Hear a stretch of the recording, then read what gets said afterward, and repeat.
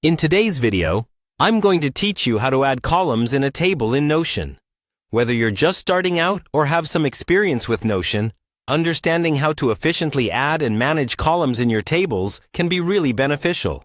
So, let's dive in and take it step by step. First, you want to make sure you're at your connected workspace in Notion, where you typically handle your wiki, documents, and projects.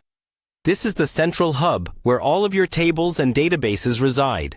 And getting familiar with this space is crucial for any work you'll do in Notion. If you're not already logged in, go to the Notion website, where you'll see the Login button prominently displayed. Clicking on this will allow you to enter your credentials and access your workspace. After logging in, you should find yourself on your Notion homepage. This is usually where all of your projects are listed out. And from here, you can access various sections of your workspace. It's a good place to refresh and get an overview of everything you're doing in Notion. Now that we're on the Notion homepage, it's time to choose the specific database you want to work with. Think of your databases as collections of your tables. They're where all your crucial information is stored or going to be stored. Navigate to the particular database you're interested in by simply clicking on it. This will open up your table and prepare it for editing.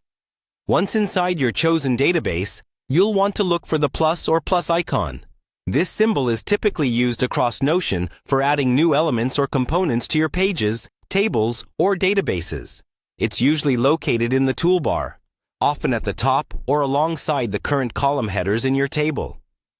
Clicking the plus sign is both the simplest and most effective way to add a new column to your table. After clicking this icon, you should see a fresh column appear in your table. This new column is completely customizable. You can give it a title that reflects the data you plan to capture there, perhaps something like due date, priority, or username. The possibilities are virtually limitless. When it comes to Notion, the beauty is in its flexibility. You can also specify the type of content that each column holds, whether it be text, dates, checkboxes, or even links and more complex data types like formulas or relations. And there you have it. You've successfully added a column to your table, and you're on your way to organizing your information more effectively within Notion. Keep exploring these functions, as they will certainly aid in efficiently managing your projects and tasks.